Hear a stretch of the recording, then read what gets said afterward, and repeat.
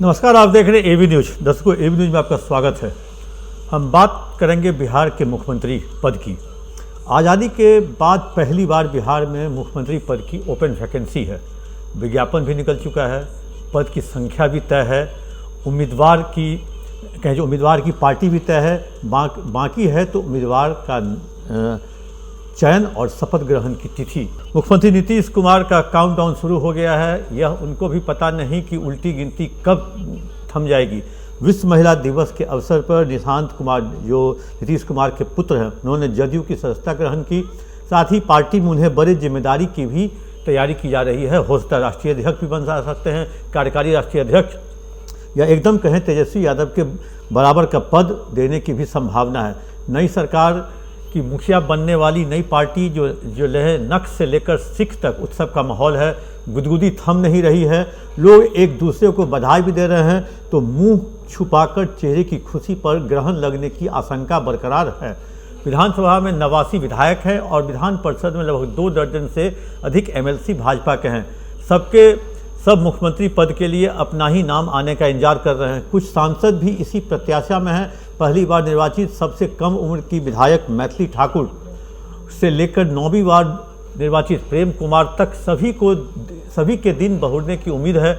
Media में नाम भी गिनाए जा रहे हैं, कुछ प्रायोजित तो कुछ स्वाभाविक। फिलहाल भाजपा के प्रत्येक विधायक या एमएलसी के मन में मंत्री बनने की या मुख्यमंत्री बनने की कोई लालसा नहीं है। सबको मुख्यमंत्री बनने में अपना नाम दिखाई दे रहा है, सपना भी आ रहा है, स्वाभाविक है। पिछले कई राज्यों के विधानसभा चुनाव के बाद भाजपा को सत्ता नसीब हुई, विधायक दल की बैठक बुलाई गई, लेकिन नेता चुनने का सौभाग्य विधायकों को नहीं मिला। दिल्ली, राजस्थान और मध्य प्रदेश इसका ताज़ा उदाहरण है। बिहार में भी नेता चुनने का शायद ही मौका मिले। पार्टी का कबूतर सीधे दिल्ली दरबार से पाती लेकर विधायक दल की बैठक में आता है और उसके मुंह से मुख्यमंत्री का नाम टपक पड़ता है। न सीनियरिटी, न वफादारी, न अनुभव की बाध्यता।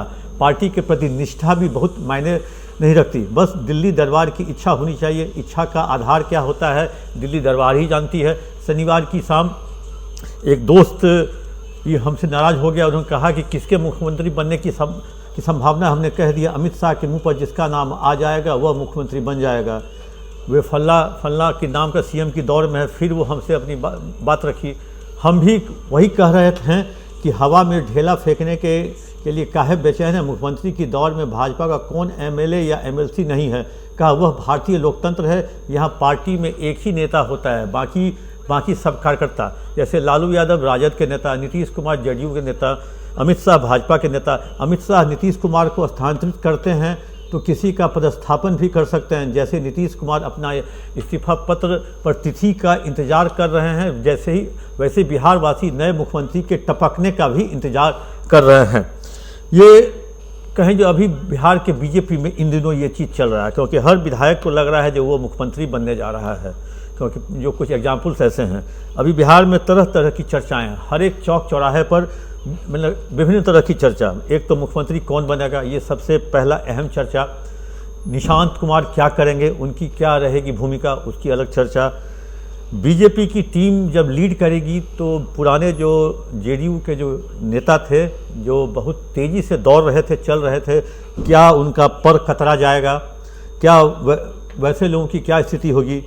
जिस लोगों ने बीजेपी को सत्ता हस्तांतरित करवाने में जेडीयू के जिन लोगों ने मदद की, क्या बीजेपी उनको कब तक साथ रखेगी या उन्हें भी हाशिए या ठिकाने लगाएगी। तो वैसे स्थिति की कई तरह की चर्चाएं यहाँ पे लगातार अभी चल रही हैं। और सबसे अहम चर्चा कहें जो नई सरकार आने के बाद ही जो खर्चा, जो सरकार के खर्चे और सरकार का जो राजस्व का है, उन सबों को लेकर के भी अब शराबबंदी रहेगा कि ख़त्म होगा। कई लोगों ने तो शराबबंदी चौराहे पर कल परसों से ही ख़त्म कर दी। कई लोगों ने एक तरह से कह दिया जो मतलब ठेका को लेकर के भी अब वो चौक चौराहे पे बात हो रही है। इस बार हम 10 लेंगे तो इस बार हम 20 लेंगे। बड़े बड़े लोग जो हैं वो अब अपनी महफिल में शराबबंदी ख़त्म हुई ही नहीं हुई, लेकिन सिंडिकेट बना करके शराब का कारोबार करेंगे। मतलब तरह तरह के यहाँ पे चर्चा।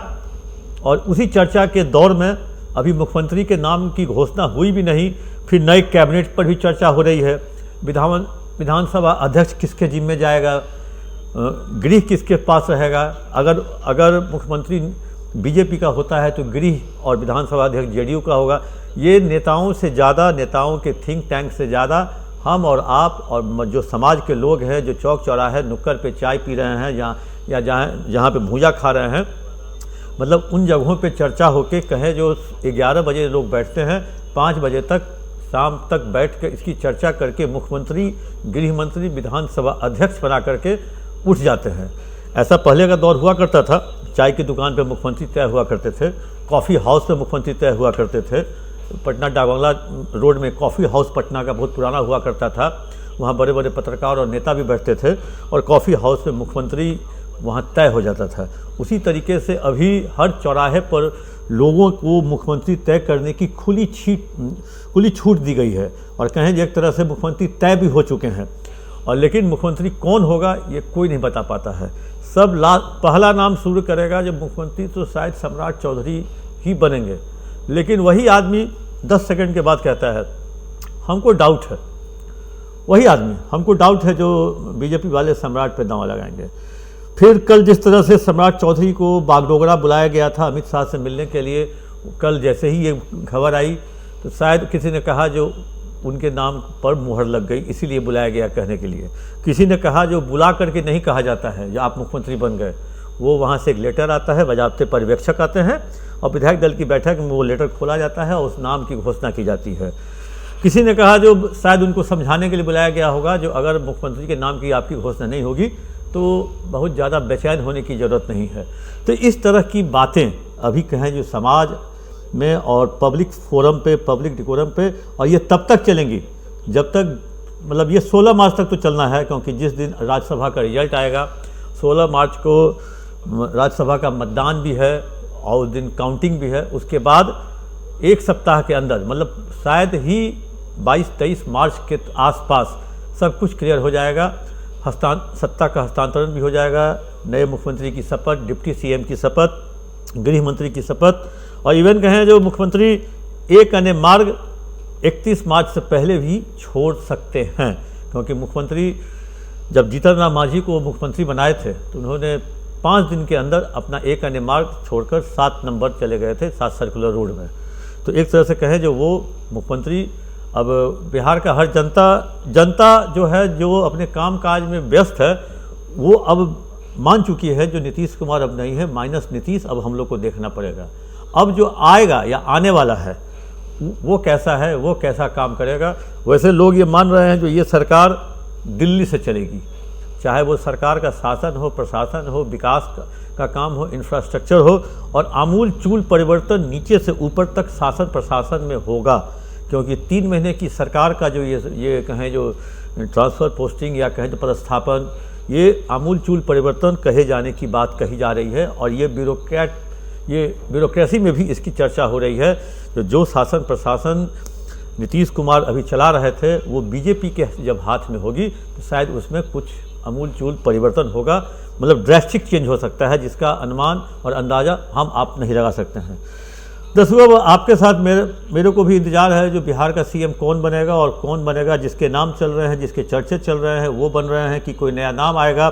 क्या सही में प्रेम कुमार से लेकर मैथिली ठाकुर तक सभी को इंतजार है जो वो मुख्यमंत्री का नाम का पुर्जा कहीं उसके सामने।